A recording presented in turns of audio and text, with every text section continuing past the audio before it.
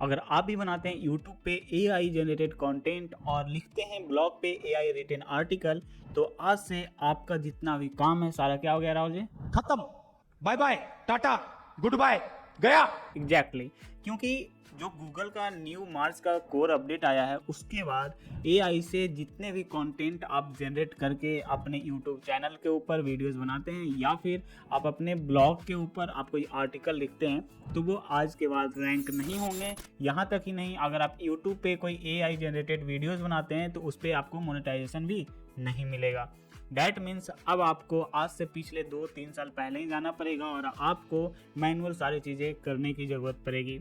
तो आज के इस पार्टिकुलर वीडियो में मैं उन सारे टॉपिक को यहाँ पे कवर करने वाला हूँ कि जो भी गूगल के कोर अपडेट आए हैं जो कि 5 मार्च से अप्लाई होंगे उसमें क्या क्या अपडेट हैं और आपको किन किन चीज़ों को ध्यान में रखना है अगर आप एक यूट्यूबर हैं या फिर ब्लॉगर हैं या फिर आप एक बिजनेस ऑनर ही क्यों ना हो। क्योंकि जब आप एक बिजनेस ऑनर होते हैं तो आप भी अपने वेबसाइट के SEO के लिए आर्टिकल वगैरह तो लिखते ही हैं, राइट। तो इन सारे चीज़ों के ऊपर बात करने वाले हैं।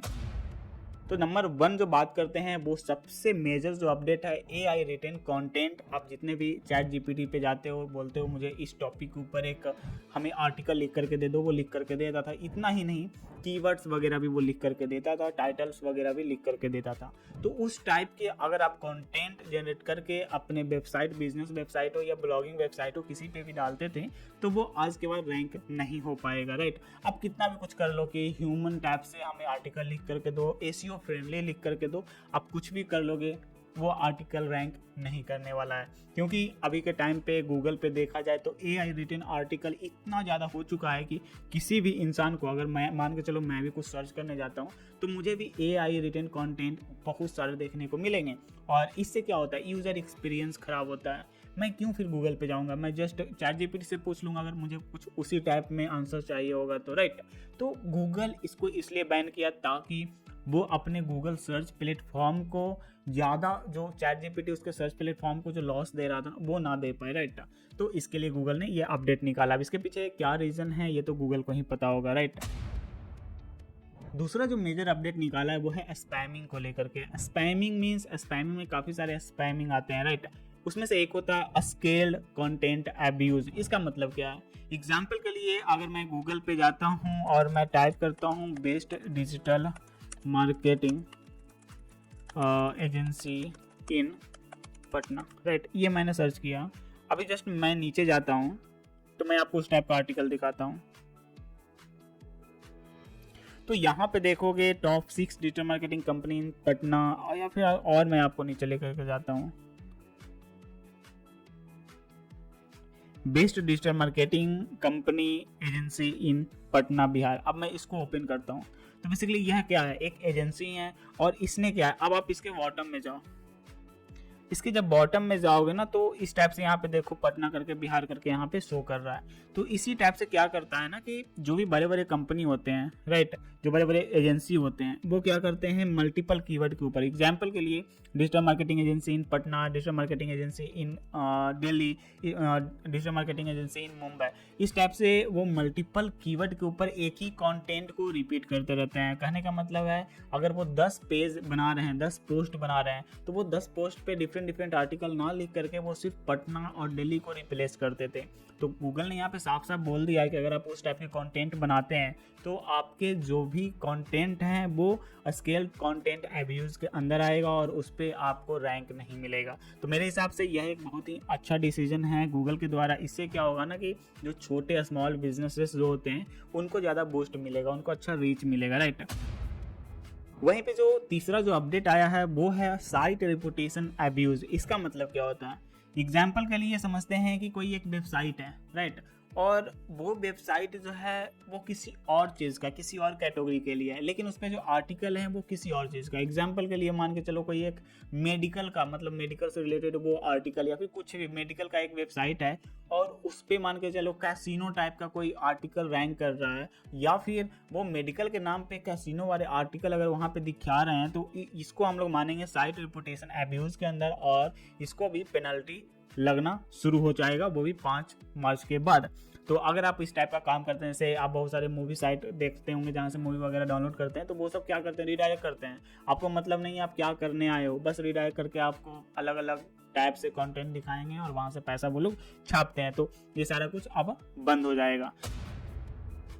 एंड जो फोर्थ जो यहाँ पे मेजर अपडेट निकल के आया है वो ये है expired domain abuse. Expired domain abuse क्या होता है, जैसे कि मान के चलो कोई एक वेबसाइट है, मतलब पहले क्या होता था ना कि जो भी जितने भी ब्लॉगर्स होते थे वो एक्सपायर्ड डोमेन को यूज़ करते थे और उस डोमेन के ऑथोरिटी को यूज़ करके वो अपने वेबसाइट को रैंक करते थे। अब इससे क्या होता था कि एक अच्छा सा एक्सपायर्ड डोमेन ढूंढा और उस पर रैंक आसानी से कर लिया, क्योंकि वो डोमेन पुराना है, पहले से उसके बैकलिंक्स वगैरह बने हुए हैं, राइट। बट अब ये चीज़ पॉसिबल नहीं होगा। अगर एग्जाम्पल के लिए मान के चलते हैं myschool.gov कोई एक वेबसाइट है, एग्जाम्पल के लिए मान के चलते हैं, या फिर .com भी हो सकता है। तो myschool.gov या .com वटेवर कुछ भी अगर डोमेन है और पहले उस पर स्कूल से रिलेटेड आर्टिकल हुआ करते थे या फिर उनका जो नीज था वो स्कूल ही था, एजुकेशन ही था, और आप उस डोमेन को अगर अभी आप बुक करते हो और उस पर आप कैसीनो के आर्टिकल डालने शुरू करते हो और सोचते हो कि वो जो बैकलिंक है, वो जो पहले से ऑथोरिटी बिल्ड है उस डोमेन की, उसको यूज़ करके आप रैंक करोगे, तो ऐसा नहीं होगा। अब आपको क्या करना है, जिस टाइप का पहले से वो वेबसाइट था उसी टाइप से उसी नीज के ऊपर ही आपको आर्टिकल डालने की आवश्यकता पड़ेगी, तभी जा करके आपको वो चीज़ मिलने वाला है। तो मेरे हिसाब से ये 3-4 जो थे ये मेजर अपडेट्स हैं, और भी कई सारे इसमें अपडेट्स हैं। आप जाओगे गूगल पे, जस्ट आप टाइप करोगे गूगल कोर अपडेट, तो आपको और भी डिटेल्स में आर्टिकल देखने को मिल जाएगा। बट इससे हमें सीखने को क्या मिलता है, सीखने को ये मिलता है कि आपके अंदर जो पैशन है, आपके अंदर जो चीज़ करने की क्षमता है, उसी के ऊपर आपको काम करनी चाहिए। ऐसा नहीं हो कि यूट्यूब पे देख लिया, अभी बहुत सारे मैंने देखा है, बहुत सारे चैनल्स यहाँ पे आपको शो भी हो जाएंगे इस वीडियो में, वीडियो एडिटर्स आपको मैं बोल दूंगा वो डाल भी देंगे। तो बहुत सारे जो यूट्यूब चैनल है ना, वो क्या करते हैं ना, जो यूथ है उसको क्या करते हैं, डाइवर्ट करते हैं। डाइवर्ट करने का मतलब है, मतलब ऐसा वीडियो AI कंटेंट से ब्लॉग बनाइए और महीने के 5 लाख रुपये कमाइए। कमा रहे हो ना, गूगल का नया अपडेट आ गया, गया काम सारा गया, आप 5 लाख कमा लिए ज़िंदगी में, उसके बाद क्या, आपका काम खत्म। तो मेरा कहने का मतलब है कि अगर आप किसी भी चीज़ का शॉर्टकट निकालोगे तो आपका अर्निंग भी शॉर्टकट में होगा, आपने कमाया, ख़त्म हो गया। बट यहाँ पे जो अच्छे ब्लॉगर्स होंगे, जो मेहनत करते होंगे, खुद कंटेंट लिखते होंगे, तो AI आने से, ChatGPT आने से हो सकता है उनका रेवेन्यू में 20% 30% का गिरावट आया होगा। बट अगेन जैसे ही अपडेट आया, अभी आप देखोगे जितने भी पुराने ब्लॉगर्स हैं जो खुद कंटेंट लिखते थे, उन सारे के कंटेंट अब रैंक करने शुरू हो चुके हैं, ज़्यादा ट्रैफिक उनके वेबसाइट पे आ रहे हैं। तो वो उनका ड्रॉप हुआ था, मतलब उनका जो अर्निंग था वो थोड़ा सा ड्रॉप हुआ था, अगेन बूस्ट में आ जाएगा। तो कहने का मतलब है कि जो सही से मेहनत करना जानता है उसका बिजनेस हमेशा चलेगा, और जो नहीं करना चाहता है, जो शॉर्टकट, मतलब यूट्यूब पे 15 मिनट का वीडियो देख करके आप इंस्पायर होकर के वो काम शुरू कर दिए, आपने पैसा भी तुक्का से आपने पैसा भी कमा लिया, बट वो एक बिजनेस नहीं है ना।